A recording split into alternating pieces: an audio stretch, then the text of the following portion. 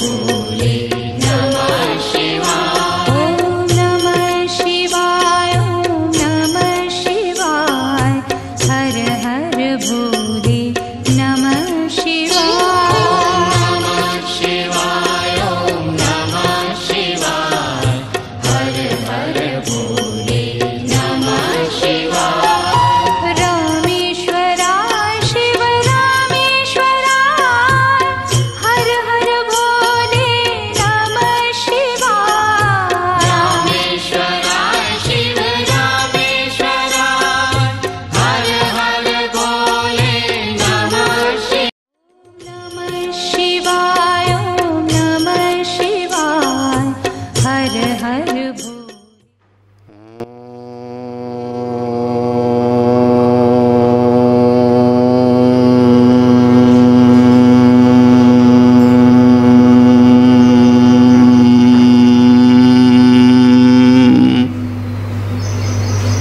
ॐ सहना भवतु सहनो भुनक्तु सह वीर्यं करवावहै तेजस्विनावधीतमस्तु मा विद्विषावहै। ॐ शान्ति शान्ति शान्ति। शङ्करं शङ्कराचार्यं केशवं बादरायणं सूत्रभाष्यकृतौ वन्दे भगवन्तौ पुनः पुनः। ईश्वरो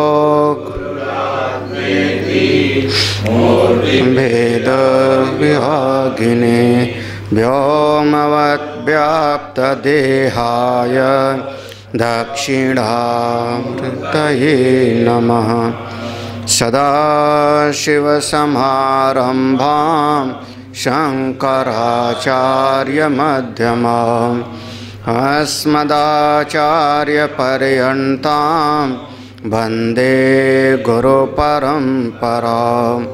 श्रुतिस्मृतिपुराणानाम् आलयं करुणालयं नमामि भगवत्पादं शङ्करं लोकशङ्करम्। परम श्रद्धेय स्वामी जी, आत्मस्वरूप सभी संतजन भक्तजन, श्रुति भगवती ने जो उपदेश दिया साधना का, यह उपदेश का जो क्रम शुरू किया, यदा पंचावतिष्ठन्ते ज्ञानानि मनसा सह बुद्धिश्च न विचेष्टति तम आहु परमाम गति। उस अवस्था को परम गति कहते हैं जिस स्थिति में हमारी इंद्रिय, हमारा मन, हमारी बुद्धि, यह तीनों बिल्कुल शांत अवस्था में हो जाए। और उसके पहले शास्त्र और आचार के द्वारा हमने श्रवण मनन किया है, जिसके कारण से मुझको तत्पद और त्वमपद का सही सही बोध है। हम जानते हैं कि आत्मा ही ब्रह्म है। तो चूँकि जब ये इंद्रिय और मन बुद्धि सब शांत हुई, तो उस समय वह जो बीजा अवस्था थी, अविद्या में किसी चीज़ का लय नहीं हुआ, क्योंकि उसका पूर्व में ही तत्त्वपद के शोधन से उसका निराकरण हो चुका था। इसलिए जैसे इंद्रिय मन बुद्धि शांत हुई, उस अवस्था में हम अपने स्वरूप में प्रवेश कर जाते हैं। इसीलिए कहा ताम आहु परमाम गतिम, वही परम गति कही जाती है। और वैसे ही उसी को योग भी कह सकते हैं, ताम योगम इति मन्यन्ते, उसी को योग की अवस्था भी कहते हैं।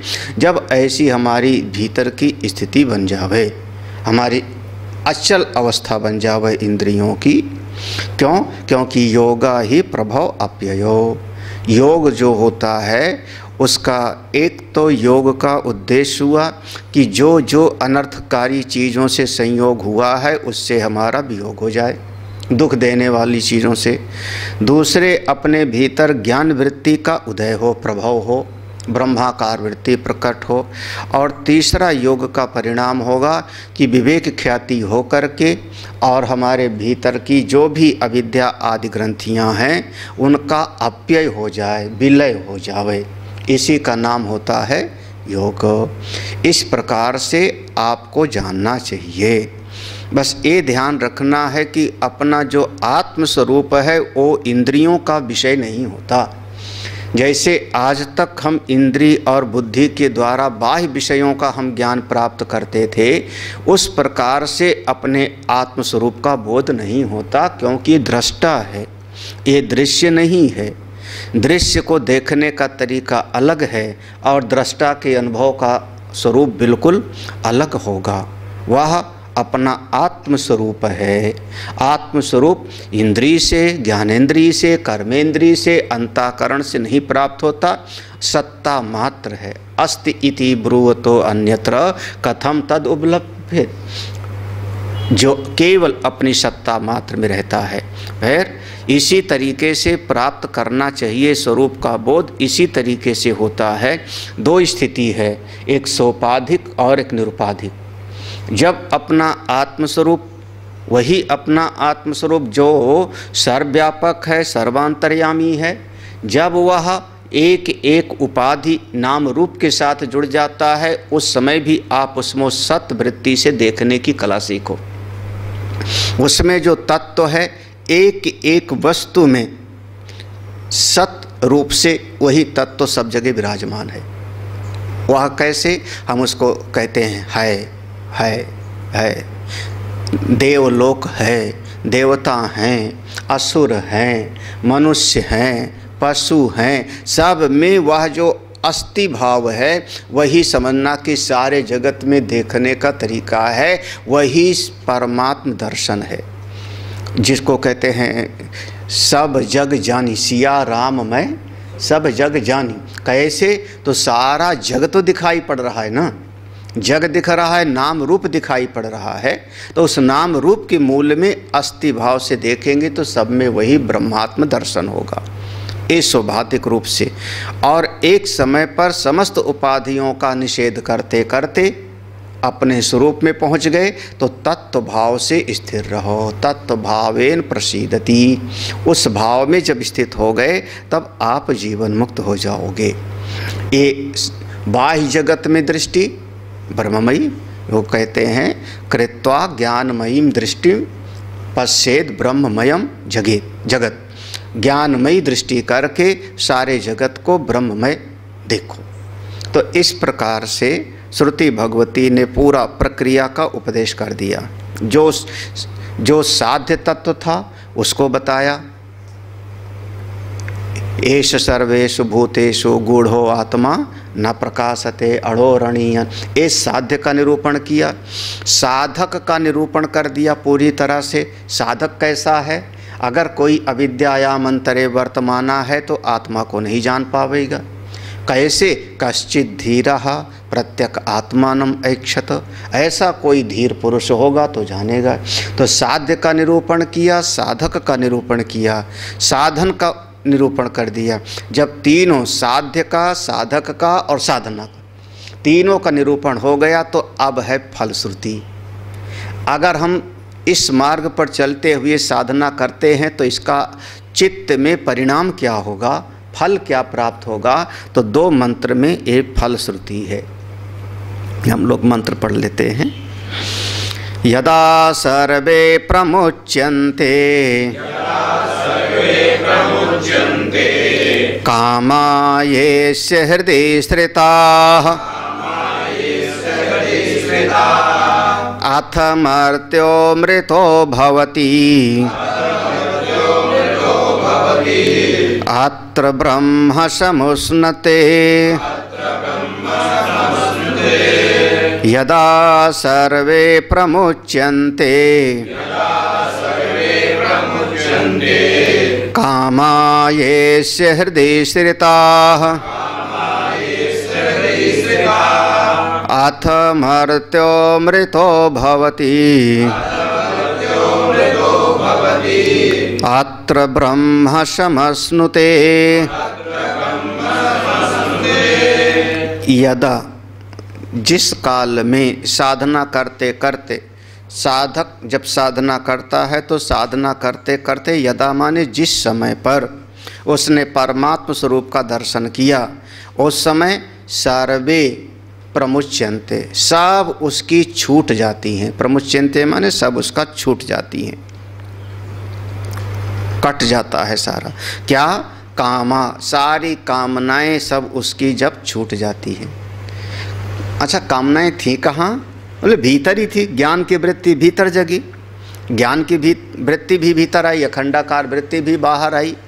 तो अखंडाकार वृत्ति, वह ज्ञान की वृत्ति, भीतर ही रहने वाली सारी कामनाओं का उसने उच्छेद कर दिया।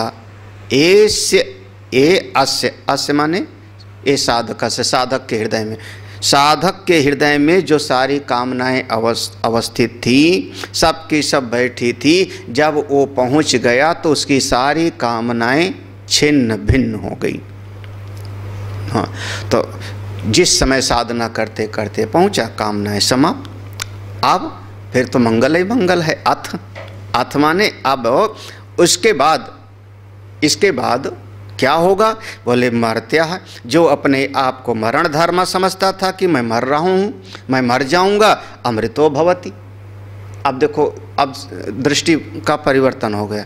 जो कहता था मरूंगा, अब वो कहता है नहीं, मैं तो अमृतत्व स्वरूप हूँ, अमृतस्य पुत्रा, मैं तो अमर हूँ।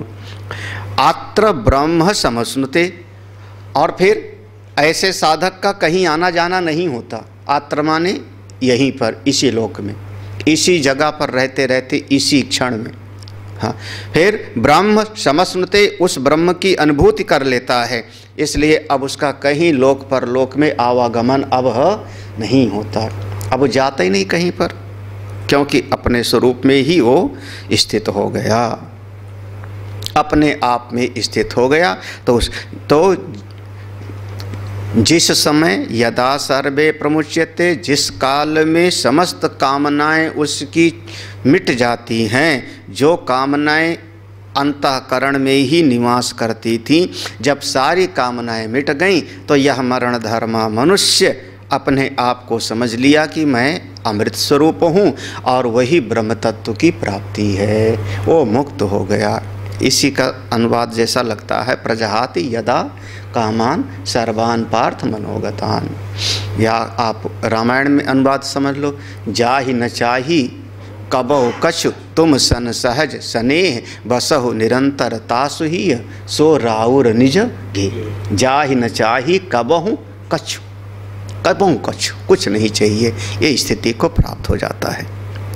भाष्य देख लो, हाँ, सरल है। एवं परमार्थदर्शिनो यदा यस्मिन् काले सर्वे कामाः कामयितव्यस्य अन्यस्य अभावात् प्रमुच्यन्ते विशीर्यन्ते। हाँ, देखो, एवं माने पूर्व के मंत्र के साथ जुड़ गया। पूर्व के मंत्र में क्या था? अस्ति इत्येव उपलब्धव्या, दो बातें थी वहाँ पर पूर्व के मंत्र में, कि बाह्य नाम रूपात्मक जगत में देखो तो सद्भाव से देखो, सतभाव से, और जब निषेध की दृष्टि से देखा तो तत्वभाव से देखा।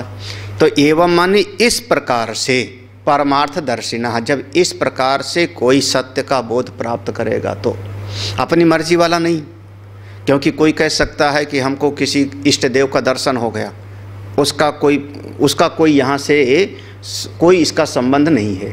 यहाँ इस प्रकार से, जैसे ये कहा अस्ति इत्येव उपलब्धव्या, उसी प्रकार से, उस प्रकार से जब परमार्थ तत्व को जाना, तो जब यदा यस्मिन काले, जिस काल में ऐसा अनुभव प्राप्त करेगा, तो उस काल में सर्वे कामा, सारी कामनाएं उसकी मिट जाएंगी।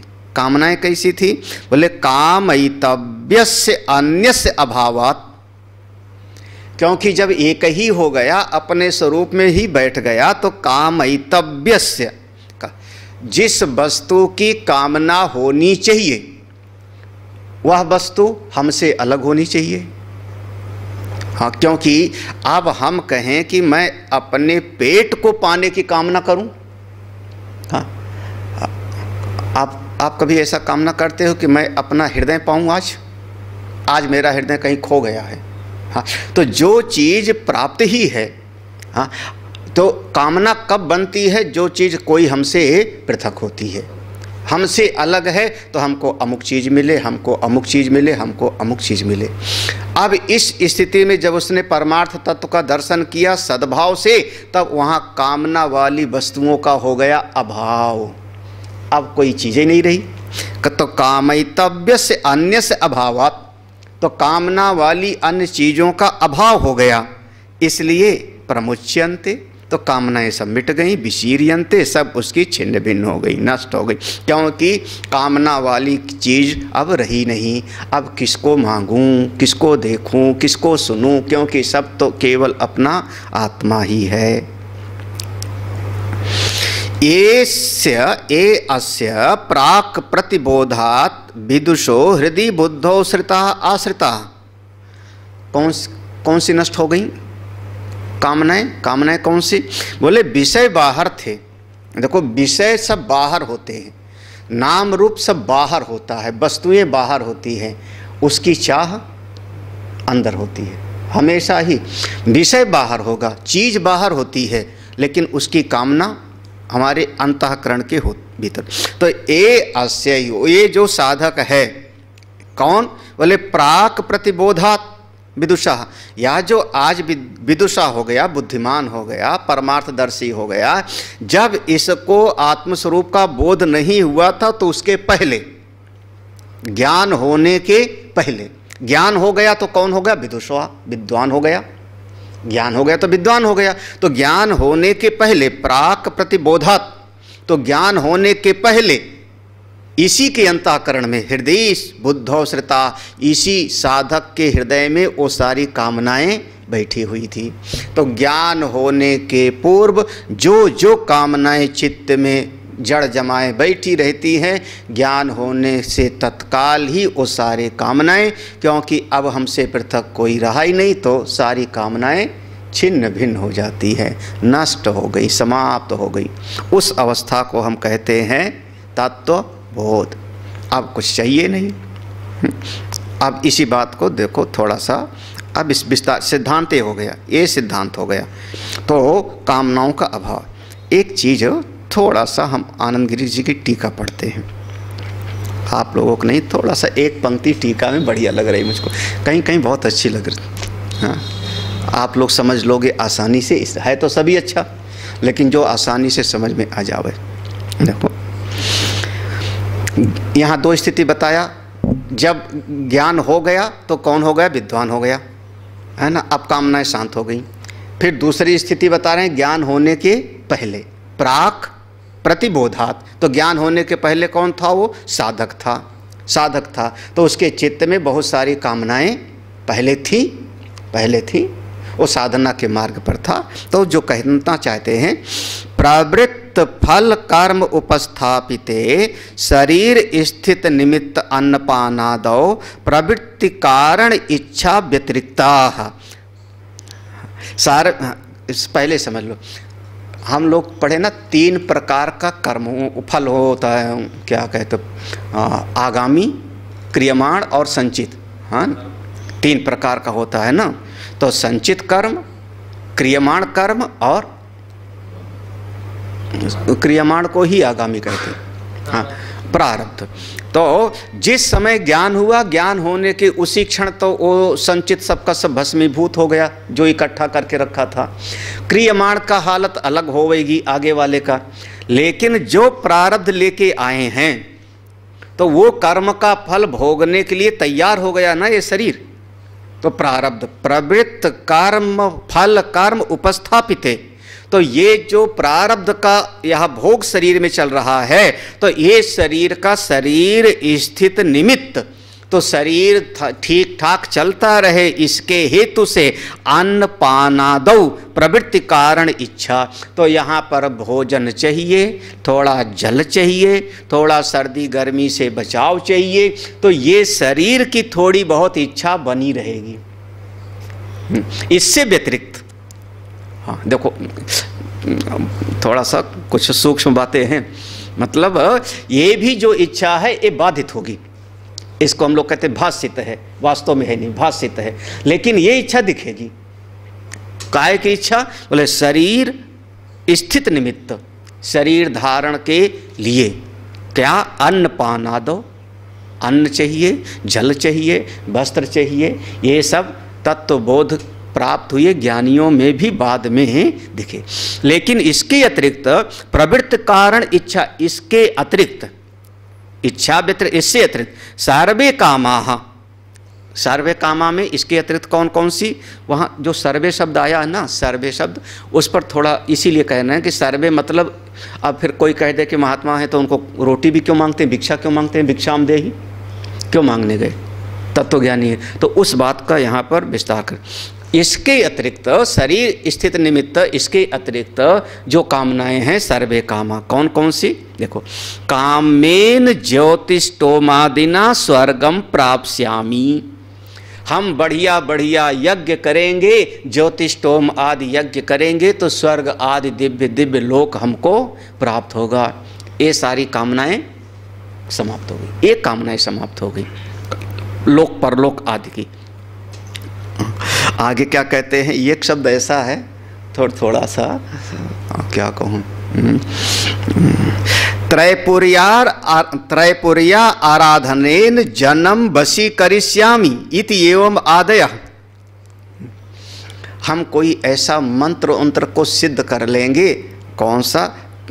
त्रिपुर सुंदरी आदि का कोई अनुष्ठान करके मंत्र सिद्ध कर लेंगे, जिससे जन्म वशी करिष्यामि, जिससे हमारे भगत लोग खूब बढ़ जाएंगे, तो फिर हमारा जो है बड़ा सम्मान होगा, फिर प्रतिष्ठा होगी, फिर बढ़िया जो है स्वागत सत्कार होगा। जन्म वशी करिष्यामि इति एवं आदयः, इस प्रकार की कामनाएं उसकी सब नष्ट हो जाती, लोक परलोक की और इस लोक में प्रतिष्ठा आदि की कामनाएं नष्ट हो जाती हैं।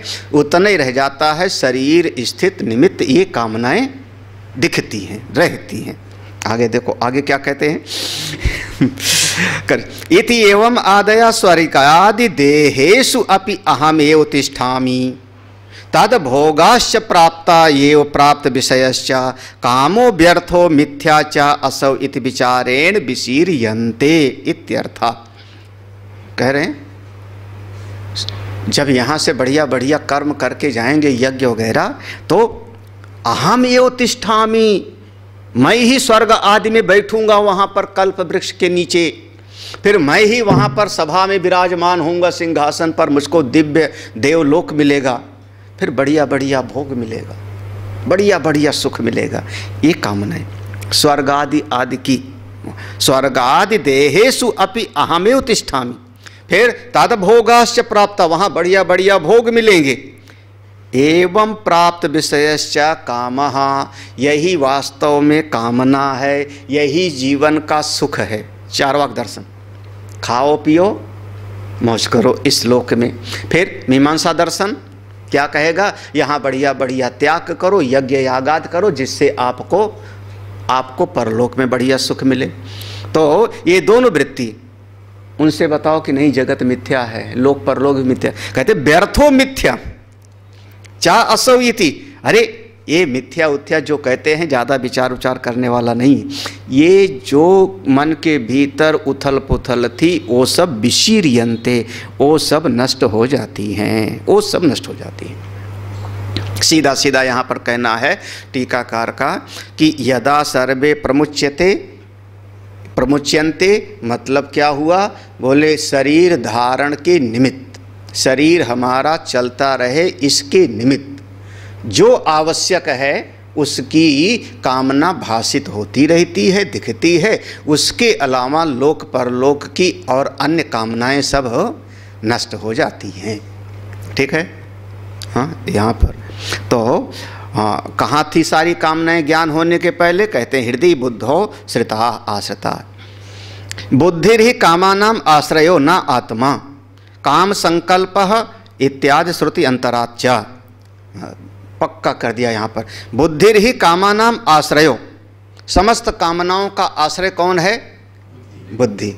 बिल्कुल पक्का। अंतःकरण, अंतःकरण में ही सब कुछ होता है, ना आत्मा, आत्मा नहीं होती। वेद में लिखा है, अब श्रुति प्रमाण तो मानोगे, काम संकल्प हरि द्रि ऐसे ऐसे वहाँ पर आएगा। कामना, संकल्प, लज्जा, भय, ये सारे के सारे, सुख दुख हानि, ये सब बुद्धि के धर्म इत्यादि श्रुति अंतराच। यहाँ पर एक लाइन थोड़ा सा टीकाकार का इस बात को समझाने के लिए है। कामाश्रय आत्मा इति वैशेषिक मतम श्रुति बाह्यत्वात् न आदरणीयम एव इत्याह।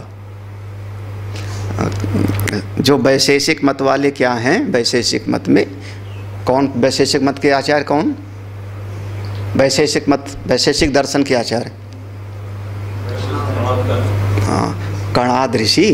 तो बोल क्यों जाते हो? कणाद ऋषि का जो मत है वो कहते हैं सब का सब जितनी वृत्तियां हैं उनका आश्रय कौन होता है? आत्मा। कामना संकल्प आदि का आश्रय कौन है? आत्मा। तो काम आश्रय आत्मा इति, ये जो वैशेषिक मत है वो क्या कहते हैं? श्रुति बाह्यत्वात्, वो श्रुति से बाहर है, वेद विरुद्ध हो गया। क्यों? वेद में क्या लिखा? कामा ए अस्य हृदय श्रिता। कामना कहाँ है? हृदय में। ये श्रुति प्रमाण हो गया, है ना। तो फिर काम संकल्प वहाँ बृहदारण्यक में आएगा कि सब मन के भीतर होता है, हृदय में होता है, इसलिए ये श्रुति से बाहर की बात है। तो इसलिए ना आदरणीयम, इसका बहुत ज़्यादा सम्मान करना ठीक नहीं। इनकी एक बात हम लोग मान लेते हैं, ये जो थोड़ा सा अणुवादी हैं, अणु परमाणुवादी हैं, तो सृष्टि में इनका जो ये चिंतन है उस चिंतन से हम लोग थोड़ा सा अनुग्रहित हो लेते हैं, बाकी तो और नहीं। तो हाँ, अब नीचे की पंक्ति का अर्थ करते हैं। अथ तदा मर्त्य, अथ तदा उसके बाद, मर्त्य प्राक बोधात आसीत सह प्रबोध उत्तर कालम अविद्या काम कर्म लक्षणस्य मृत्योर विनाशात अमृतो भवति। करें अथ तदा, इसके बाद, इसके उपरांत, मर्त्य जो पहले अपने आप को मानता था, प्राक प्रबोधात, ज्ञान होने के पहले क्या मानता था अपने आप को? कि मैं मरने वाला हूँ, मैं मर जाऊँगा, मैं तो शरीर हूँ, मैं तो मनुष्य हूँ, ये जो मानता था अपने आप को, प्रबोध उत्तर कालम, जैसे ज्ञान की उत्पत्ति हुई उसी क्षण अविद्या काम कर्म लक्षण से, ये जो ग्रंथि थी अविद्या कामना और कर्म की, वह सब का सब मृत्योर विनाशात, ये सब का सब नष्ट हो गया, ये सब का सब छिन्न भिन्न हो गया। तो यह जो मरण धर्म अपने आप को मानता था, यह इसका सब का सब नष्ट हो गया। कौन सा? अविद्या कामना और कर्म। जब ये सब का सब नष्ट हो गया तो अमृतो भवति, अमृत स्वरूप हो जाएगा। मृत्योः विनाशात, सारी मरण धर्म वाली चीज नष्ट हो गई तो अमृतो भवति। परिणाम क्या होगा? गमन प्रयोजकस्य मृत्युर्विनाशात गमन अनुपपत्तेः अत्र इह एव प्रदीप निर्वाणवत् सर्वबंधन उपशमाद ब्रह्म समश्नुते ब्रह्मैव भवति इत्यर्थ। गमन प्रयोजकस्य, आप कहीं पर जाते हो तो किसी प्रयोजन से ही तो जाते हैं ना हम। हाँ, बाजार गए, हमको कोई न कोई वस्तु खरीदना है, खेत में गए, हमको फसल चाहिए, तो गमन प्रयोजकस्य, जो जाने का कहीं पर कोई न कोई एक प्रयोजक होता था, इस कार्य के लिए हमको वहाँ पर जाना है। परलोक हम जा रहे हैं किस काम के लिए? अमुक अमुक चीज़ के लिए, इस कर्म का फल भोगने के लिए।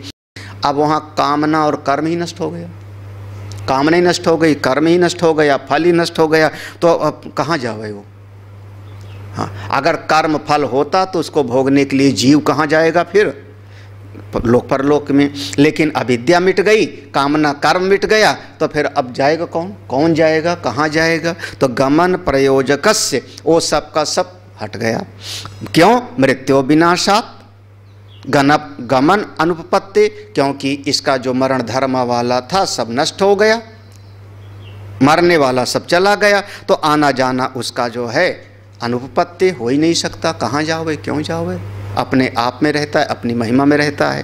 तो कह रहे हैं अनुपत्ति अत्र इहयु, फिर यहीं पर रहते रहते होता क्या है, जैसे आप एक दीपक जलाओ, एक दीपक जलाओ तो दीपक का प्रकाश है, देखो एक दीपक है और दीपक का एक प्रकाश है, ठीक है ना, दो चीज, दीपक और दीपक का प्रकाश।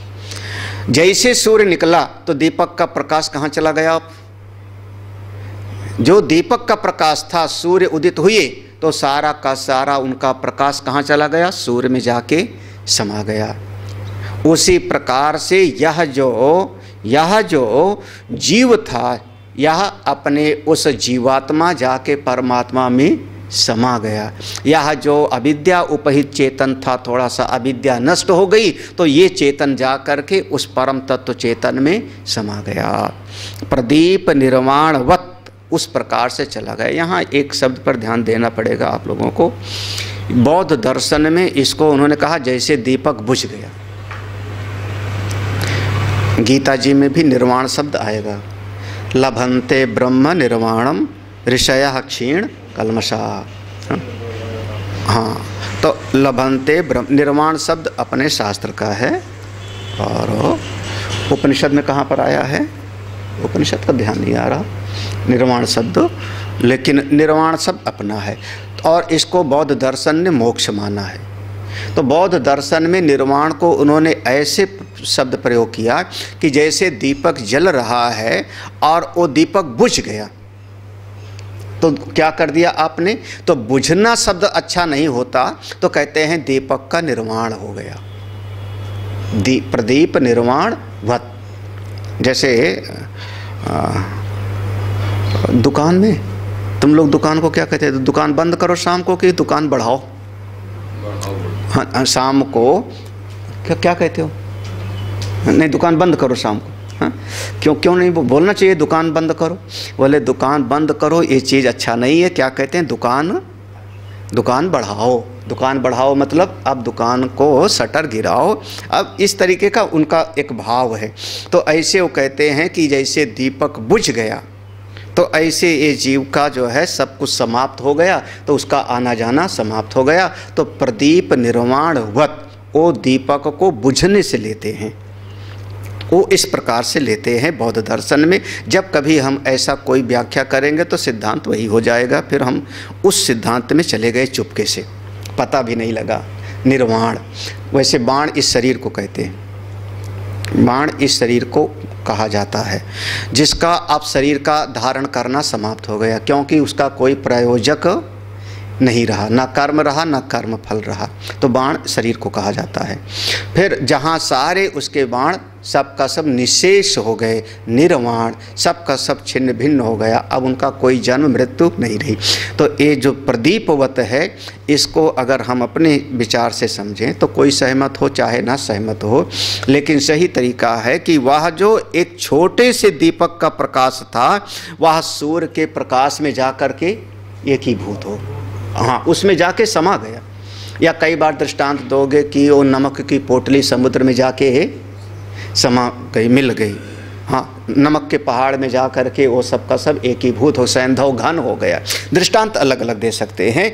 यहाँ प्रदीप निर्वाणवत को बुझने से हम लोग नहीं लेंगे, ये है तरीका। कई बार हम ही लोग बोल देते हैं कि निर्वाण माने जैसे दीपक बुझ गया, हम ऐसा नहीं समझते, बल्कि ये जो शरीर था बाण, ये शरीर जो बाण के जैसे लगा दुखाई देता है और क्या जिंदगी में, हाँ अज्ञान का, मृत्यु का, दुख का, अनुकूल प्रतिकूल, ये सब का सब शांत हो गया, अभी मिलने वाला नहीं। और भीतर जो चिदाभास था वो अपने शुद्ध परमात्मा स्वरूप में, शुद्ध चैतन्य में जाके समा गए। प्रदीप निर्वाणवत हुआ क्या? सार्व बंधन उपशमात, सारे बंधन कट गए अब उसके, तो ब्रह्म समश्नुते ब्रह्मयु भवति, अब तो ब्रह्म को प्राप्त कर लिए, वो यही रहते रहते ब्रह्म स्वरूप हैं, अपनी महिमा में रहते हैं। कदा पुनः कामाना मूल तो विनाशितुच्यते, करें ये हृदय में जो कामनाएं रहती हैं, बहुत सारी कामनाओं को हम पता भी नहीं पाते, जानते भी नहीं, तो कदा, कब, किस समय, पुनः फिर हम पूछना चाहते हैं किस समय, कामाना मूल तो विनाशा, अंतःकरण की सारी कामनाएं जड़ के साथ नष्ट हो जाएंगी, कब? कदा पुनः कामानाम मूल तो विनाशा। देखो बहुत बढ़िया शब्द है। कदा माने कब, पुनः आप हमको फिर से बताइए, कामानाम ये जितनी कामनाएं हैं उनका जो, इसको कहते हैं एक क्या कहोगे, वासना शेष ना। हींग का दृष्टांत देते हैं ना हम लोग कि हींग को रखा डिब्बे में और उसमें से निकाल लिया, उसके बाद भी डिब्बे से हींग की गंध आती है। तो अंतःकरण में जो कर्मों की वासनाएं थी, कामनाओं की, कामनाएं मिट गईं, लेकिन उसका जो शेष रह गया, देखा ब्रह्म चैतन्य ने सही शब्द प्रयोग किया, लेसा विद्या। बिल्कुल सही शब्द, शास्त्रीय शब्द यही है, हम थोड़ा सा सरल करके समझाना चाह रहे थे। तो वो जो रह जाता है वो कब नष्ट हो जाएगा? पूरा का पूरा।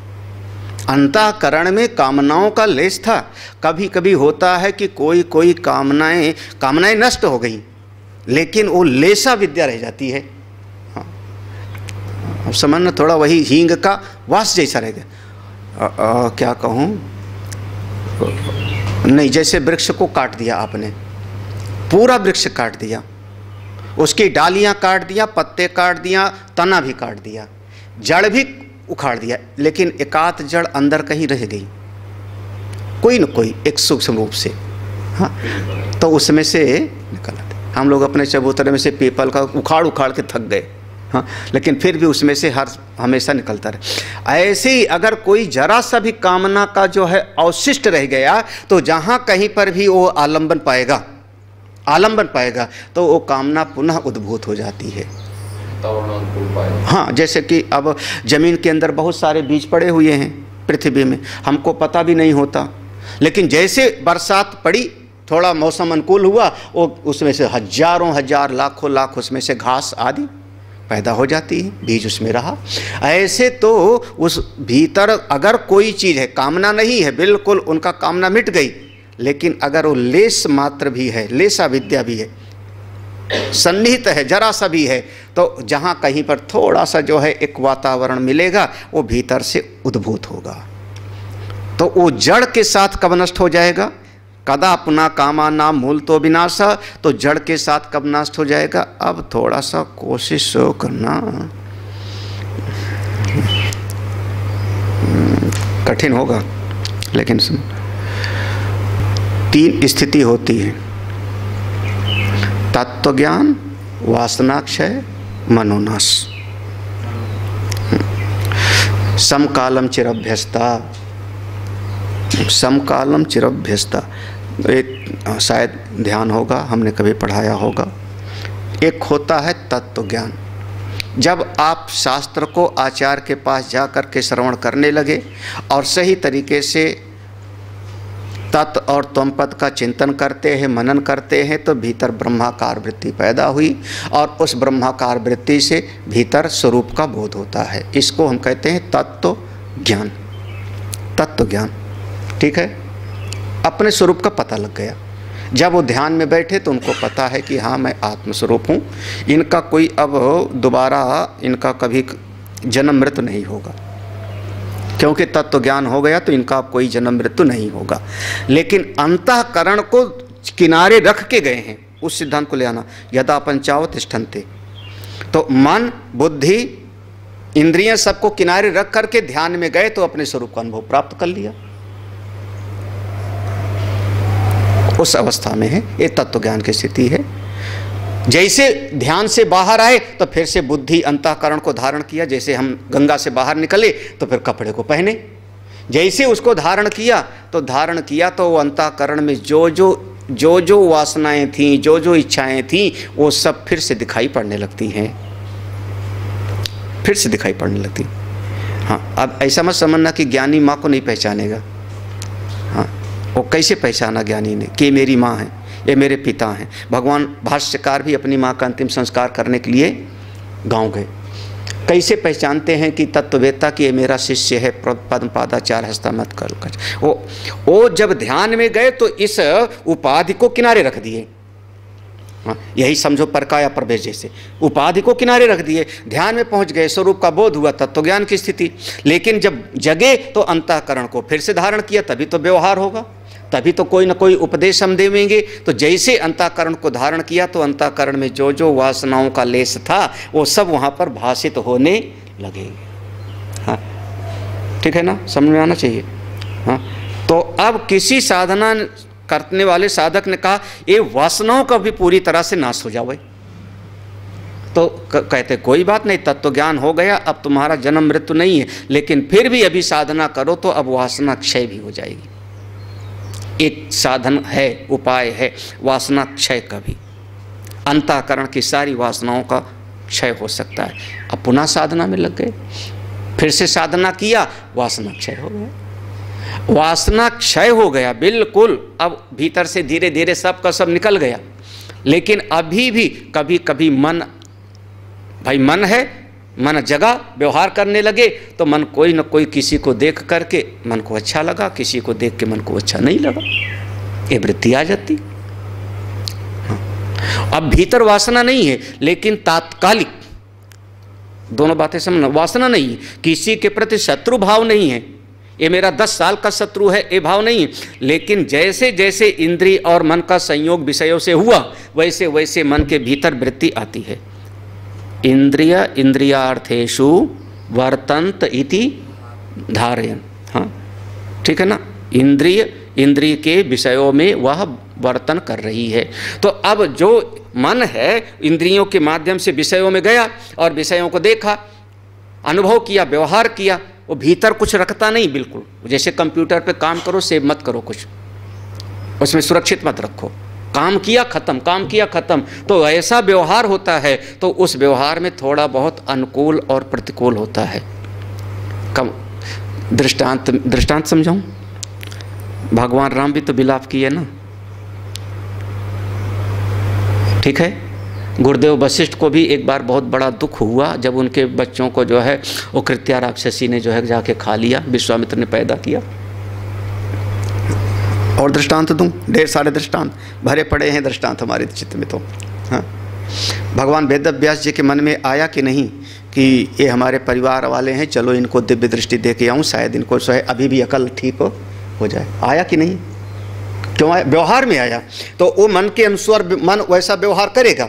तो जब मन व्यवहार करेगा तो कभी अनुकूलता हुई तो मन सुखी, कभी वैसा नहीं हुआ तो मन के भीतर दुखाकार वृत्ति आ जाती है। उनका कोई उससे तादात्म्य नहीं है, जीवन मुक्त है, लेकिन मन में आ जाता है।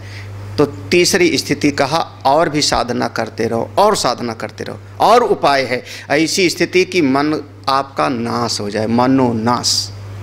जब मन का नाश हो गया तो मन ही नष्ट हो गया, तो अब व्यवहार भी उनसे संपादित नहीं होता। फिर वो स्थिति होगी केन कम पश्चेद केन कम विजानियात, का कौन किसको देखे, कौन किससे बात करे, उस मनोनाश हो गया। तब फिर वो अपनी, उसको हम कह सकते हैं उस पद में जाके आरूढ़ हो गए। तत्व ज्ञान, वासनाक्षय और मनोनाश। ठीक है, नहीं स्पष्ट हुआ? फिर से अब यहाँ पर जो 2 मंत्र हैं उसका समझना। हमने शायद पहले भी पढ़ाया है, योग वशिष्ठ पढ़ाया था एक आध बार। उसमें 7 भूमिका की बात बताई थी, ज्ञानी की 7 भूमिका। किसी को याद है? ज्ञानी के 7 भूमिकाओं का वर्णन आता है। अब ये अंतिम प्रसंग है उपनिषद का, इसलिए ध्यान। तत्व ज्ञान के मार्ग पर जब कोई चलता है तो पहली भूमिका का नाम है शुभेच्छा, शुभ इच्छा, जिसको आप मुमुक्षा कहते हो। मैं आत्मज्ञान को प्राप्त करूं, मैं जन्म मृत्यु के चक्र से छूट जाऊं, मैं भगवत स्वरूप को प्राप्त करूं। शुभ इच्छा, ये पहली सीढ़ी पर चढ़ गए आप, बिल्कुल पहली सीढ़ी पर चढ़ गए। हाँ, जब भीतर आपके भीतर आत्मज्ञान की इच्छा हुई तो क्यों हुई? अब इस पर खूब विचार किया जाता है, आत्मज्ञान की इच्छा ही क्यों पैदा हुई। हाँ, तो अब इतना दिव्य ग्रंथ लिखने वाले, हाँ, पंक्ति का अर्थ ही नहीं लगता उसका, कितना कठिन। और वो कहते हैं ईश्वर अनुग्रहात एव पुंसाम अद्वैत वास। कहाँ का है? हाँ, हाँ, पढ़ना, खंडन खंड खाद शुरुआत करते हैं। ईश्वर अनुग्रहात एव पुंसाम अद्वैत वासना, ये आत्मज्ञान की इच्छा पैदा हुई। क्यों? किसी ने कहा पुण्य कर्मों का फल था, किसी ने कहा भगवत कृपा के कारण है, लेकिन हुई पहली सीढ़ी पर आरूढ़ हुई शुभ इच्छा। अब उसके बाद आप संत की खोज में निकल पड़े। हाँ, संत की खोज में निकले तो संत की खोज में पहुँचे तो चलते चलते कहीं भी ढूंढ लोगे।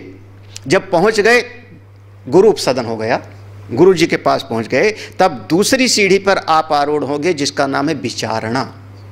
आप गुरुदेव कहेंगे विचार करो। हमारे पूज्य गुरुदेव हमेशा बार बार बताते थिंक। कोई एक बात कहते थे फिर कहते थे थिंक। जैसे भाष्यकार ने कहा सारी कामनाएं बुद्धि में स्थित होती हैं, आत्मा में कोई कामना नहीं होती। आत्मा में आश्रय आश्रित भाव नहीं होता, कामनाएं सब कहाँ? बुद्धि में। गुरुदेव कहते थिंक, विचार करो। विचारणा, विचारणा माने चिंतन करो। किसका चिंतन करें? वही तत्पद का, त्वम पद का, असी पद का, वो सब विचार करो। पंचीकरणम को पढ़ो, सृष्टि की प्रक्रिया को पढ़ो, अन्नमय कोश को पढ़ो, विचार करो, चिंतन करो। विचारणा की स्थिति। जब विचारणा में पहुंच गए तब अब ज़्यादा विचार करते करते कभी कभी तो होगा कि थोड़ा सा ध्यान भी करूँ ना। ध्यान करने का भी मन होगा तो श्रवण मनन के बाद निधिध्यासन में जाओगे ना, तो अब थोड़ा शांत होकर बैठने का मन करेगा। उस तीसरी स्थिति का नाम होगा तानुमानसा। तानुमानसा, हाँ। तो वहाँ पर यह तन की इच्छा एक तरीके से धीरे धीरे कम हो गई, क्षीण हो गई। तानु माने क्षीण होना। क्षीण होना किसका? मन के भीतर जितनी भावनाएं थीं, कामनाएं थीं, सब की सब क्षीण होती चली गई। तो तनुमानसा, तनुमानसा ये तीन अवस्था हो गई, शुभेच्छा, विचारणा और तनुमानसा। ठीक है। अब इसके बाद जब कभी आप साधना में बैठे रहे, चिंतन करते रहे, कभी न कभी आपके भीतर वो अविद्या की ग्रंथि मिटी, स्वरूप का बोध हुआ, साक्षात्कार हुआ। जैसे स्वरूप का साक्षात्कार हुआ आप चौथी स्थिति में आरूढ़ हो गए। इसका नाम होता है सत्वापत्ति। सत्वापत्ति। अब आप सात्विक वृत्ति वाले हो गए। तो यहाँ पर अब यह ध्यान रखना कि जैसे भाष्यकार भी ने कहा ना कि ज्ञान के पहले की अवस्था और ज्ञान के बाद की अवस्था, इसे भेद किया। अभी ऐसे कहा था प्राक प्रतिबोधात, ज्ञान के पूर्व की अवस्था और ज्ञान के बाद। तो ये तीन अवस्था ज्ञान के पहले की है। जो तीन अवस्था थी, शुभेच्छा, विचारणा, तन्मा, एक ज्ञान के पूर्व की थी, साधक की थी। और जब ज्ञान हो गया तो आया चौथी स्थिति में, अब तत्व का बोध हो गया तो सत्वापत्ति। सत्वापत्ति सत्व गुण में अवस्थित हो गया। अब अभी उसका वो ध्यान में बैठा तो अनुभव हुआ उसको, बिल्कुल ध्यान में बैठा तो अनुभव हुआ। फिर ध्यान से उठा तो अंतःकरण है। अंतःकरण में जैसे संस्कार है वैसे काम करता है। अंतःकरण में जैसी इच्छाएं हैं वैसे व्यवहार करता है। अंतःकरण सत्वगुणी है, सत्वगुण से बना है, पहले बताया था। अंतःकरण बना कैसे? पांचों महाभूतों के सत्वगुण से। तो अब वहाँ पर कोई बाहर का संसर्ग रहा नहीं, तो सत्वगुण में उसका आरूढ़ हो गया। अंतःकरण सत्वगुणी होकर के और कार्य करता रहता है। ज़्यादातर महापुरुषों की स्थिति इसी में मानी जाती है। महापुरुषों की स्थिति लगभग इसी में मानी जाती है। ये महापुरुष लोग जो सत्वापत्ति में आए, ये समाज के उद्धार के लिए कार्य करते रहते हैं। शास्त्र लिखेंगे, उपदेश करेंगे, यज्ञ कराएंगे, आपको तरीका बताएंगे, कभी फिर डांट भी देवेंगे आपके हित के लिए, कभी आपसे नाराज भी हो गए, कभी आपको अपने पास से भगा भी दिया, जाओ तुम अपना मुंह मत दिखाना। किसने कहा था? वृंदावन में। वृंदावन में जो है आचार्य श्री जी ने जो है इतना डांटा। ये हमारे चैतन्य गौड़ी परंपरा में 6 गोस्वामी, उनमें एक गोस्वामी जी थे, वहाँ पर रहते थे रूप गोस्वामी जी महाराज। उन्होंने अपने शिष्य को, उनका रिश्तेदार रहता, कह दिया मुँह मत दिखाना साल भर। साल भर दिखाया नहीं, नाराज हो गए। क्यों नाराज हो गए?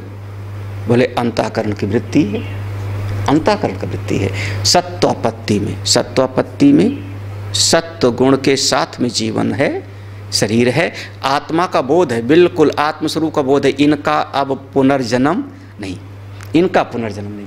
लेकिन चूंकि अंतःकरण है तो जब तक शरीर रहेगा तो अंतःकरण के भाव के साथ में इनका जो है अंतःकरण में कभी सुखाकार वृत्ति आएगी, कभी दुखाकार वृत्ति आएगी, लेकिन उसको अपना नहीं मानते, विलाप नहीं करेंगे। हाँ, अंतःकरण में वृत्ति आती रहती है, उस वृत्ति के भी मैं साक्षी हूँ, ये भाव बना रहता है, सत्वपत्ति। ठीक है। फिर से और साधना किया, जिसको हमने वहाँ पर तत्व ज्ञान की बात कही ना, ये तत्व ज्ञान की अवस्था है, ये तत्व ज्ञान की अवस्था है, सत्वापत्ति। और दूसरा इसके बाद की भूमिका आती है जिस पर आरूढ़ हुए, उसका नाम होता है असंशक्ति।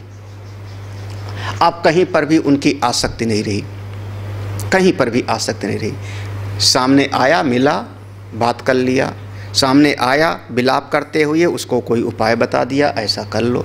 सामने आया कोई, उसने भोजन कराया, आशीर्वाद दे दिया, लेकिन आसक्त नहीं हो रहा कहीं पर, असंशक्ति।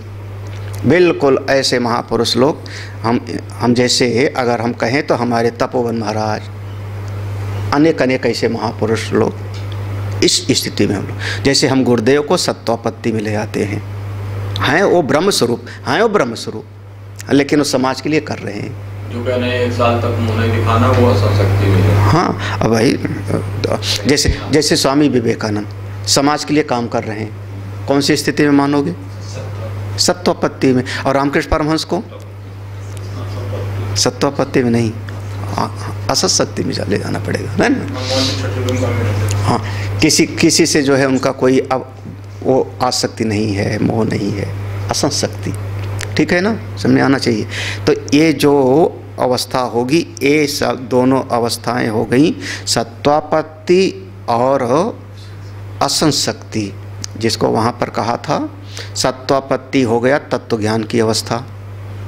अभी उसमें लिया ना 3 बातें, तत्व ज्ञान, वासनाक्षय, मनोनयन। तो सत्वापत्ति तत्व ज्ञान की अवस्था हो गई, असशक्ति जो है वासनाक्षय की अवस्था हो गई। अब धीरे धीरे वासना भी क्षय हो गई। इसके बाद अभी कुछ लोग कहते हैं और साधना करेंगे, छोड़ेंगे नहीं साधना को, और करेंगे। बोलो कर लो भाई, क्यों? बोले ये मन को दिखाई क्यों पड़ता है कोई चीज़? क्योंकि ये मन अब ठीक है, अब भीतर से कोई लगाव नहीं, ये सब जीवन मुक्त हैं, ये सब जीवन मुक्त हैं महापुरुष। कोई इनका कह रहा कर्म का बंधन नहीं, अविद्या नहीं, अविद्या कामना कर्म की ग्रंथि मिट गई, लेकिन फिर भी उनके अंतःकरण की धारणा के अनुसार भेद किया जाता है। ज्ञान में कोई भेद नहीं, लेकिन अंतःकरण से व्यवहार कैसे होता है उसी के अनुरूप व्यवहार है, भेद उसी के कारण किया गया। और साधना करते गए और करते गए तो अब छठी भूमिका में प्रवेश हो गया, पदार्था भावनी। पदार्था भावनी ये नाम होता है, पदार्थ का अभाव हो गया, जिसको मनोनाश कहा ना। अब उनका अपना मन है ही नहीं, मनों का नाश कर लिया उन्होंने। बिल्कुल ऐसे लोगों को अब खाना है पीना है ये भी शुद्ध नहीं रहता। किसी ने कंबल डाल दिया, ओढ़ लिया, ऐसे कई बार महात्माओं के बारे में सुन हुए। हाँ, कंबल गिर गया, पड़ा रह गया, कोई पता नहीं। पदार्थ का अभाव हो गया, किसी से कोई जो है कोई वस्तु ही नहीं दिख रही है। किसी ने मुंह में भोजन डाल दिया तो खा लिए, मुंह में भोजन नहीं डालता तो मुंह में डाल दिया तो खा लिए, मुंह चला लिए, होश भी नहीं कि कौन खिला रहा है कौन नहीं खिला रहा। पदार्था भाव, मनोनाशों की स्थिति होगी। इसमें थोड़ा सा कभी कभी जो बेहोश है, पागल है और पदार्था भावनी की स्थिति में ज्ञानी है, इसमें भेद जल्दी समझ में ही आता नहीं। हाँ, कोई पागल है वो भी ऐसे दिखा सकता है अपने आप को कि हम भी ऐसे हैं, जो खिलाएगा खा लेंगे उनको, है ना। अभी अनुपम को याद आया, तुम्हारे पास फोटो थी वो महात्मा की ओंकारेश्वर वाले, है ना। वहाँ पर स्वामी प्रणवानंद जी महाराज जब जाते हैं ओंकारेश्वर तो एक है उसके पास जाया करते हैं। वो किसी आपने नहीं देखा तो वहाँ एक महात्मा है, किसी का शिष्य था, बाद में उसकी चित्तवृत्ति कैसी हो गई, बिल्कुल वहीं जंगल में एक किनारे जाके बैठ गया, शरीर पर कोई कपड़े नहीं, कोई जैसे भी। अंत में वहाँ पर जब डैम बनने लगा तो डैम जहाँ वो रहता था वहाँ से डैम बन रहा था तो उसको हटाना पड़ा। तो सिंचाई विभाग वालों ने जो डैम बनाने वाले थे उसको वहाँ से हटा करके ले आए और एक छोटी सी जगह पे वो बना दिया, कांच वोंच का टीन उनका डाल दिया, वहीं पर रहते, 2-3 सेवक उनके हैं, वही खिलाते पिलाते। अब महात्मा लोग कहते हैं, कोई कहता है सिद्ध है, कोई कहते हैं पागल है, दोनों स्थिति हैं। हम 4 लोग गए मिलने के लिए, है ना।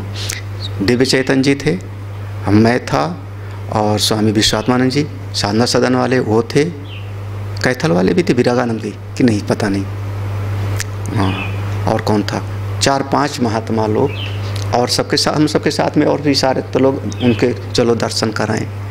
तो स्वामी विश्वात्मानंद भी कभी कभी जाते हैं, जब जाते हैं तो उनके पास जाते हैं। तो हम लोग गए तो वो ऐसे शरीर पर कोई कपड़ा नहीं, और पाँव वैसे जो है पतला पतला हो गया, ऐसे बैठे थे नर्मदा जी के किनारे। हम लोग पहुँचे, अब समझना, दिव्य चैतन्य, स्वामी विश्वात्मानंद जी महाराज, पूज्य महामंडलेश्वर जी, हम और भी 2-3 शायद थे, ध्यान नहीं आ रहा कौन कौन थे। और वैसे जो है बैठे, बस ऐसे आँख उठा के देख लिया, बस ना नमस्ते, ना बैठने के लिए कहा, ना खड़ा होना, ना चलना, ना डोलना, मर्जी हो आप बैठो, मर्जी हो जाओ। उसी समय शायद अनुपम वगैरह एक आध 2 लोगों ने फ़ोटो खींच लिया, हम लोग खड़े ही थे क्योंकि जगह नहीं थी कुछ, तो हम सब लोग खड़े थे, इन लोगों ने फ़ोटो खींच लिया वहाँ उनके साथ में। अब कुछ लोग कहते हैं पदार्था भावनी की स्थिति में है, कुछ लोग कहते हैं कि पागल, क्या कहोगे, दोनों स्थिति है। ऐसे का दर्शन अब हम लोगों ने, हम कह सकते हैं कि ऐसे का भी हमने दर्शन किया है। पदार्था भावनी, ये मनोनाश की स्थिति है, तत्व ज्ञान, वासनाक्षय और मन, तो मनोनाश, ये मनोनाश हो गया, है ना, पदार्थ। 7वीं भूमिका का नाम होता है तुर्यगा। तुर्यगा में फिर ज़्यादा समय तक शरीर नहीं रहता, अपने उस तुरी स्वरूप से नीचे आते नहीं, चित्त आता नहीं, तो मुंह में किसी ने आटा चावल डाल भी दिया तो खाते नहीं, मुंह क्यों चलाऊँ। हाँ, मुंह में अन्न का टुकड़ा डाला भी तो मुंह चलाना भी तो क्रिया होगी, वो भी सहज भी नहीं होता, सहज क्रिया भी नहीं होती, तो उसका नाम हो गया तुर्यगा अवस्था। वहाँ पर ज़्यादा से ज़्यादा 2-3-4 हफ्ते शरीर रहता है, बाकी फिर स्वरूप में लीन हो जाते हैं, ज़्यादा समय टिकता नहीं। तो ये जो है 7 ज्ञान की भूमिकाएं मानी गई है। समझ, जो कहना था यहाँ पर समझना कि जो ज्ञान के पहले की 3 अवस्था थी, साधक की शुभेच्छा, विचारणा और तन्मानसा, वो पूर्व में वर्णन हो गया, ठीक है। सत्वापत्ति और असंशक्ति का वर्णन 14वें मंत्र में आ जाएगा। ये 2 चीज़ जिसको कहा वासनाक्षय। अब उनके चित्त में कामना तो नहीं रही कोई, लेकिन वो लेसा कहीं ना कहीं है, तभी उसी के कारण फिर वो अपना किसी और इतना तो पहचानेंगे कि कठोपनिषद ले आओ पढ़ाना है, आप 25 किताब रख दो तो कठोपनिषद पहचानेंगे कि नहीं उसमें से, क्यों पहचाना, बोले वो भीतर कहीं ना कहीं लेस है। पहचानेंगे तो ना कि ये वाला फल है, ये वाला फल है, आम है कि अमरूद है, पहचानेंगे तो ना। तो अंतःकरण है, अंतःकरण के संस्कार हैं, जैसे जैसे समय आता है, जैसे जैसे परिस्थितियाँ बनती, वैसे वैसे भाव बन जाता है, व्यवहार कर लेते हैं। हाँ, तत्व ज्ञान, वासनाक्षय, तीसरी स्थिति हो गई मनोनाश। मनोनाश की स्थिति में फिर वही पदार्था भावनी और तुर्यगा, वो स्थिति, ठीक है। तो उस बात को कदा पुनः कामाना मूल तो विनाशा। अब ये जो भाव है ना, मूल के साथ, जड़ मूल के साथ कब नष्ट हो जाएगा पूरी तरह से, इस बात को पूछते हैं हम लोग आज यहाँ पर। कल पढ़ते ये मंत्र याद कर लेना। यदा सर्वे प्रमुच्यन्ते कामा ये हृदय श्रिता अथ मर्त्यो मृतो भवति अत्र ब्रह्म समश्नुते। सब साधना की श्रेणियाँ हैं, वो समझना चाहिए। जब रास्ता समझ में आया रहता है ना पूरा का पूरा, तो चलने में अच्छा लगता है, भय नहीं लगता, निश्चिंतता रहती। ये ऐसा है, ऐसा है, ऐसा है, ऐसा है। तत्व ज्ञान, वासनाक्षय, अंतिम मनोनाश है ना। तत्व ज्ञान जो विदेह मुक्ति है, वहाँ तो सब अपने अपने में जाके लीन हो जाएगा। मनोनाश हो गया तो सब अंतःकरण, ज्ञानेंद्रिय, कर्मेंद्रिय सब अपने अपने कारण में लीन हो जाएंगी। अगर कोई इसी अवस्था में रह जाए, किसमें, सत्वापत्ति में, सत्वापत्ति में असत्संगति में रह गया, पदार्था भाव नहीं, और तुरीज्ञा में जाने का कभी प्रयास नहीं किया, कोई साधन नहीं, ध्यान अनुष्ठान नहीं किया, इसी में रह गया पूरा जीवन। तो क्या किया, स्वाध्याय करता रहा, कराता रहा, कभी कभी शिष्यों को पढ़ाता रहा, कभी न कभी गुरुकुल चलाता रहा, कभी जो है किसी के घर पे गया, उसका गृह प्रवेश है वहाँ चले गए, कभी दूसरे को आशीर्वाद भी दिया, उसके सुख दुख में भी साथ, जैसे संत लोग गुरुदेव वशिष्ठ इत्यादि। और फिर अंतिम में जब शरीर छूटा उनका प्रारब्ध से, तो सब 16 कलाएँ सब आपस में जा कर के प्रश्नोपनिषद में पढ़ा था, सब अपने अपने में जाके लीन हो गई। जब लीन हो गई तो मनोनाश हो गए, तो विदेह मुक्ति हो गई, विदेह कैवल्य। इसलिए ज्ञान की स्थिति का जो समझना चाहिए कि सभी ज्ञानी एक जैसा व्यवहार नहीं करेंगे। नहीं तो कोई कहे सभी ज्ञानी को जो है दिगंबर रहना चाहिए, सभी ज्ञानी को जो है अब काहे के लिए महात्मा जी काहे के लिए जो कपड़ा मांगते हैं। नहीं, सबका अपना अपना एक अंतःकरण की स्थिति है। तीसरे के बाद में जैसे सत्वापत्ति में पहुँचे तत्व का बोध हुआ, अब उनका पुनर्जन्म नहीं है, पुनर्जन्म नहीं। ओम पूर्णमदः पूर्णमिदं पूर्णात् पूर्णमुदच्यते पूर्णस्य पूर्णमादाय पूर्णमेवावशिष्यते। ओम शांति शांति शांति। हरि ओम। श्री गुरुभ्यो नमः। हरि ओम।